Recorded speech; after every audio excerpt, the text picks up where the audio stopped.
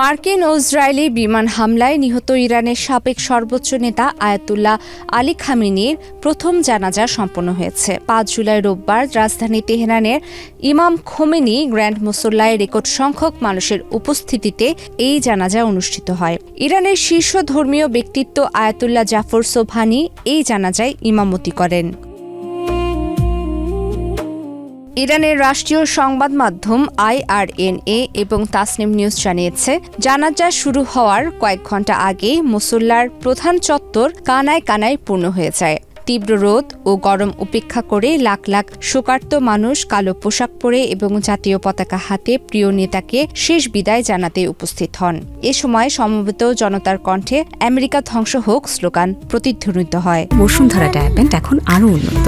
এই hot air throw top sheet দ্রুত শোষণ করে সোনামণিকে দেয় কোমল অনুভূতি। জানাজার নামাজটি মোট ৩ ধাপে সম্পন্ন হয়। প্রথম ধাপে কেবল শহীদ নেতা আয়াতুল্লাহ আলী খামেনির জন্য নামাজ আদায় করা হয়। দ্বিতীয় ধাপে হামলায় নিহত তার পরিবারের অন্যান্য সদস্য শহীদ বশরা হুসাইনি খামেনি, শহীদ মেজবা আল হুদি বাকেরি এবং শহীদ জাহারা হাদ্দাদ আদেলের জানাজা হয়।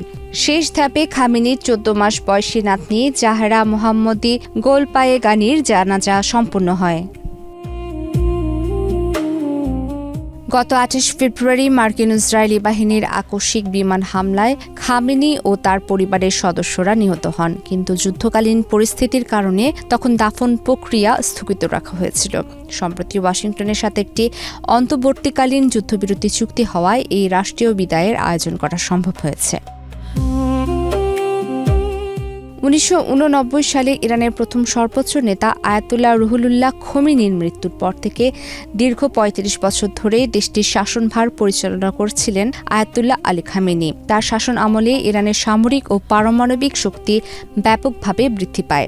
খামেনির মৃত্যুর পর তার ছেলে মোস্তফা খামেনিকে ইরানের নতুন সর্বোচ্চ নেতা হিসেবে ঘোষণা করা হয়েছে।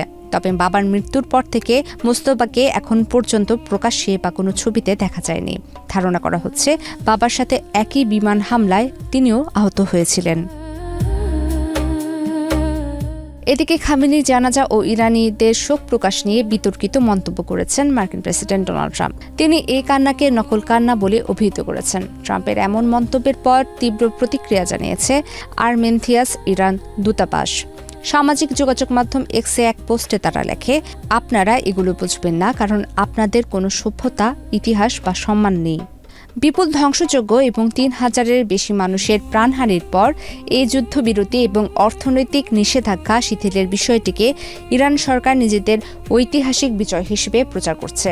তবে এই শোকের আবহের মধ্যে দেশের ভেতরে সরকার বিরোধী সুপ্ত অসন্তোষের চ্যালেঞ্জও রয়েছে নতুন নেতৃত্বের সামনে।